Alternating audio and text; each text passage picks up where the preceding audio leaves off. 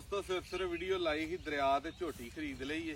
ਤੇ ਤਾਰੀਫ ਹਮੇਸ਼ਾ ਆਪਣੇ ਕਿੱਲੇ ਤੇ ਬੰਦੇ ਕਰਦੇ ਨੇ ਲੇਕਿਨ ਬਗਾਨੇ ਕਿੱਲੇ ਤੇ ਵੀ ਤਾਰੀਫ ਅੱਛੀ ਚੀਜ਼ ਦੀ ਕਰਨੀ ਚਾਹੀਦੀ ਏ। ਰੇਟ ਥੋੜਾ ਬਹੁਤਾ ਤਾਰੀਫ ਪਹਿਲੋਂ ਕਰਿਆ ਜ਼ਰੂਰ ਵੱਧ ਜਾਂਦਾ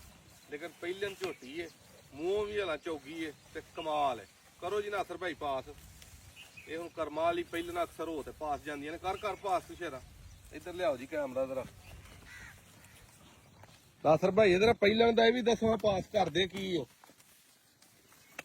ਚੀੜ ਨਿਕਲੇ ਹਾਂਜੀ ਉਹ ਵੰਗਾ ਟੁੱਟ ਗਈ ਉਹਦੇ ਦੂਜੀਆਂ ਤੋਂ ਵੀ ਮਾਰਨਾ ਲੱਗੀਆਂ ਤੇ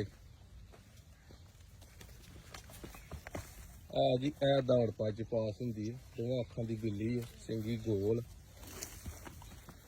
ਪਾਸ ਚਾਹੁੰਦੀ 19 ਵੀ ਹੋਈ ਤੇ ਨਾ ਆਪਦੀ ਖੈਰ ਕੋਈ ਨਹੀਂ ਹੈ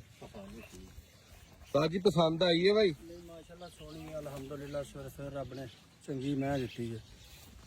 ਜਾ ਕੇ ਸਿਆਲਕੋਟ ਦੇ ਪਾਣੀ ਤੇ ਕੀ ਕਰੇਗੀ ਇਹ ਬਹੁਤ ਚੰਗੀ ਰਹੇਗੀ ਬੜੀ ਫੁੱਲੇਗੀ ਇਹ ਸਾਰਾ ਦਿਨ ਐਸ ਦਰਿਆ 'ਚ ਪਾਣੀ ਪੀਂਦੀ ਇੱਥੇ ਨਹਾਉਂਦੀ ਹੈ ਤੇ ਸਬੂਤੇ ਪੱਠੇ ਖਾਂਦੀ ਇੰਜ ਦੀਆਂ ਝੋਟੀਆਂ ਦੋਸਤੋ ਬਾਹਰ ਚੋਂ ਦਰਿਆ ਤੋਂ ਲੱਭਣੀਆਂ ਸ਼ੁਰੂ ਹੋ ਗਈਆਂ ਹੁਣ ਮਈਆ ਹੋਣਾ